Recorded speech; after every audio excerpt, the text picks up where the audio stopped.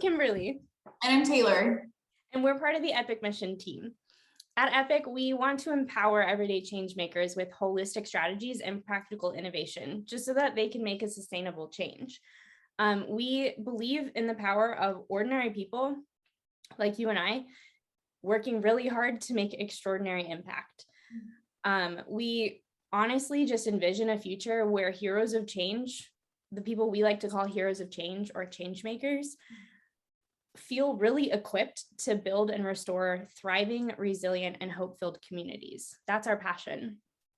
Yeah, so today and every month, we're really hoping just to create a space for nonprofit leaders, do-gooders, change makers to come and just dream, dig deeper, commiserate and celebrate together. We are not called to do anything by ourselves. So we at Epic Mission want to do all of the fantastic things Kim said in community. So we want to create this space with this coffee chats to really just talk about things that you're experiencing and feeling. And Kim and I actually have known each other for quite a while. We were college roommates in each other's weddings, good friends, and now we get the chance to work together. But with that has come probably thousands of conversations over a cup of coffee. Yep. Thank you, Gainesville, for all of the coffee shops. Florida, go Gators. But Kim and I have had, again, thousands of deep chats, heart to hearts over cups of coffee. And with this, we're really just wanting you to have a cup of coffee with us. So we are gonna, today, our first one ever is going to be about imposter syndrome. I bet we can all raise a glass to feeling that exact syndrome. I actually thought this was really perfect because I started to kind of prep for this conversation and I was like, am I even equipped to do this? And it's like, no, I am actually an expert in feeling like an imposter. Yeah. So I do feel very equipped to have this conversation. I feel equipped in not feeling equipped. Yes, we'll go with exactly. That. Exactly. We'll go with that. So imposter syndrome, if we want to look it up, well, I already looked it up. So the definition is one that assumes false identity or title for the purpose of deception, which sounds super intense. It also, other words are faker, fraud, pretender, which honestly just makes me think of like being a child again and like playing pretend. It's like when you play doctor as a kid, I'm like, just like over here playing. Yeah, but don't actually give me a scalpel. I cannot do surgery. No, never. So that's actually the definition of it. In my head, when I think about it, I think of feeling unqualified, inadequate, just a persistent internalized fear of being a fraud. Like someone is going to open their eyes one day and be like, who put you here? You don't belong. Absolutely. What are you doing here? Yes, I have absolutely felt that, and I still feel that all the time of, okay, somebody is actually going to find out that I have been playing tricks on them for years. And it's like, it's also this resistance to recognizing your past successes, accomplishments, and your skills. Like you just disregard all of that and just listen to, I'm actually not good enough, or I am not able to be in charge here. But I am, and I have, it's been successful. So it's interesting to kind of think of it as like, you're almost resisting, like there's actual evidence I am good at my job and I know what I'm doing. But you still just, the lies are louder sometimes. And I thought it was actually really interesting. I was like, I wanted to see, is it just me that feels this way? Is this something that a lot of people feel? And it's an absolute yes. I looked at some, I wanted to see if there were any celebrities that had felt this way. I love pop culture. And I was actually astounded that people like Howard Schultz, big Starbucks guy, Tina Fey, Serena Williams, Maya Angelou, and Lady Gaga have all like admitted to feeling like they were imposters. So I think that's pretty good company to be in. I would say so. I am not into pop culture. However, I do like to do statistics and research. So I did go on to psychology today, and I figured out that 70% of adults actually experience imposterism. That's actually a word. Imposterism. There's a word for it, which means it's so real. It's so real. And so then that means that 30% of those people are liars, right? Definitely. Or wildly conceited. Or their head is way too big. Way too big. So yeah, so we have 70% who admit it and 30% who are liars. So we'll go with that. Exactly. So Kim, when in your life have you felt like, when was like the first time when you were like, oh no, someone's going to find out, I'm not meant to be here? So I have two instances. One is the first time and one is the most time. We'll go with that. So the first time I ever felt this imposter syndrome, I was 16 years old. And over the summer, I decided to be a lifeguard. So I got trained, I, did all the certifications, whatever, got hired to be a lifeguard, which is awesome. You kind of just sit at the pool in the sun, not a big deal. There's not really a whole lot to it until they said, you're going to teach swim lessons. And I said, I'm sorry, what? So for some odd reason, all of these parents came and they decided to hand me their 5-year-old child and tell me that it was my job to teach them how to survive in the water. I'm sorry. What? Like, you handed me your child and you were like, here, teach them survival skills so that they don't drown. And I'm like, okay, I took like a 2-week class on this. Like, yes, technically I am certified. I do actually know what I'm doing. However, they're all too short to stand in the shallow end. What the heck am I supposed to do? Anyway, that went on. I did that for like 3 summers. And the first week of every summer, I cried. I went home and crying. I was like, I can't do this. I'm going to quit. I'm going to quit. I'm going to quit. And I told my mom every summer, I'm going to quit. I can't do this. Who told me I could do this? Anyway, that was the first time. The most time, they all these revolve around teaching. Whoever, I was not gifted with the beautiful heart of teaching, and I'm so thankful that other people are, because I was not. The next time and the most time was when I was 23. I lived in Lake Wales, Florida, and I had been at my church for like a year, and the pastor decided to come up to me and say, hey, we really need a youth pastor. And I said, oh, that's really awesome. I'll be praying for you. No, he was actually asking me to be a youth pastor or a youth leader or whatever you want to call it. I don't know I still don't know what I called it. I did it for like a year when they needed someone interim. So I was 23 years old. I was supposed to be leading middle school and high schoolers, like 20 of them, teaching them about Jesus, which is awesome. I mean, I love Jesus. I can talk about him. What? I was basically in high school myself. So I was not a speaker. I'm still not a speaker. I don't public speak. I had to write sermons every week. Never done that. And I had to come up with games and activities. We went on trips. They let me take these kids on trips. And I was like, I'm not equipped for this. So mine all revolve around teaching. That was not my gift in life, but you know what? I did it. I learned from it. I was successful at it. I still have a relationship with some of these kids. It's awesome. It's wonderful when I look back, but not while I was in it, for sure. And you would have done them a disservice to not give them the heart that you have. And we'll kind of talk a little bit more too on like how to overcome imposter syndrome. I think part of it is getting into community.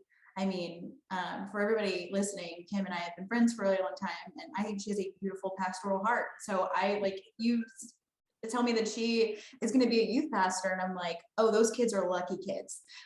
So I think part of it is getting around people who can, of course, like tell you, kind of reel you back to reality when your head does get a little big or you feel a little big for your britches, but also being able to really encourage and see some of the best in you that you're just not able to see because those lies are so loud.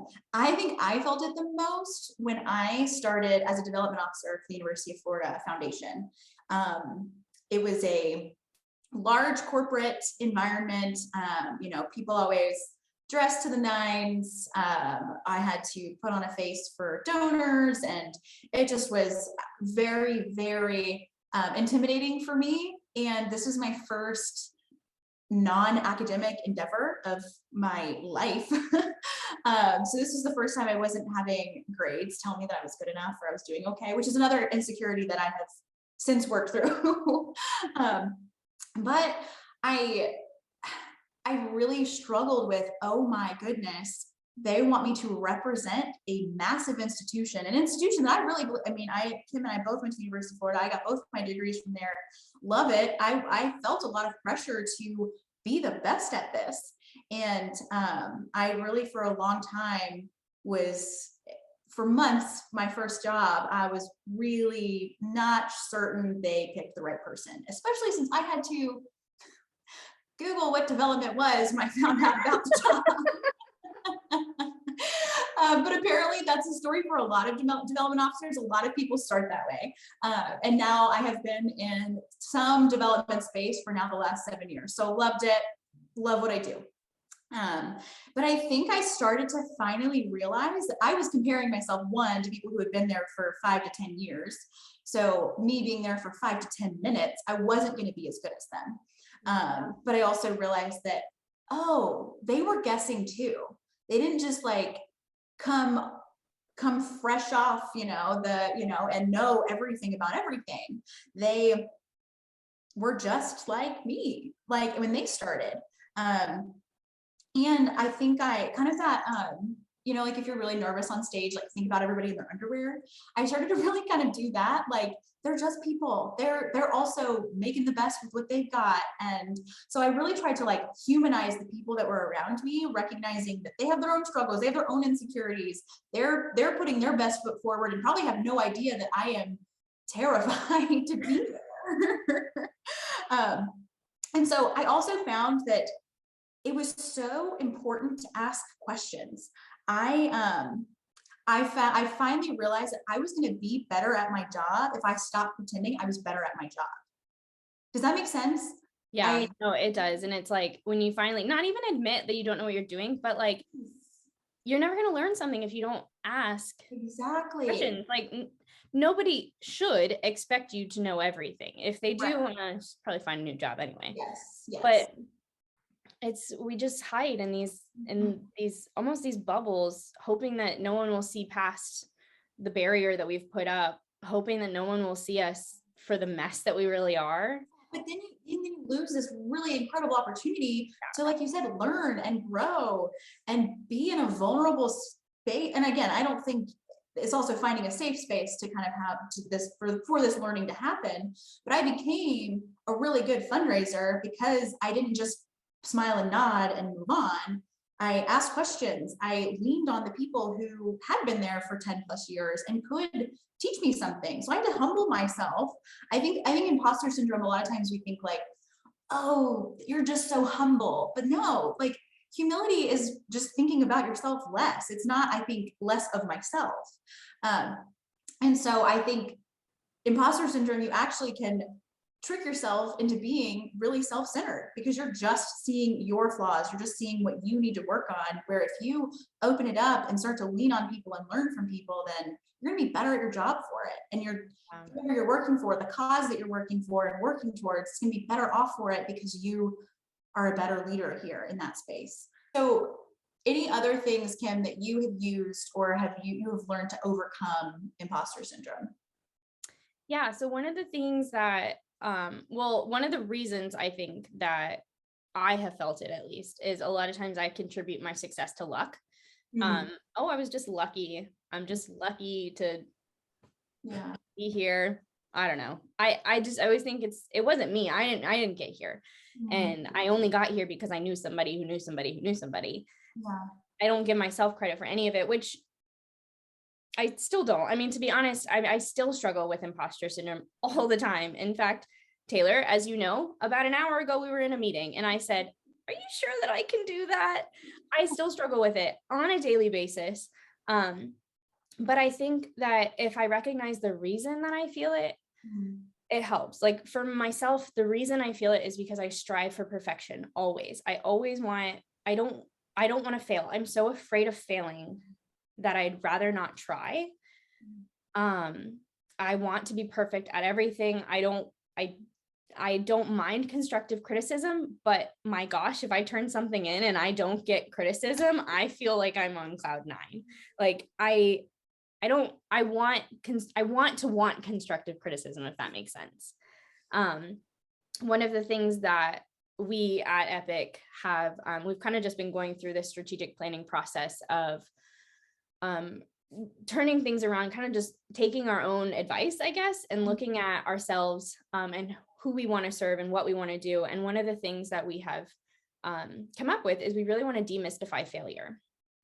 We're so afraid to fail in these things that we don't even want to try, or we feel like by being imposters, we're bound to fail. But you know what? Failure is not bad. Failure is a growth opportunity. In fact, our boss, Jeremy, he defined failure so well.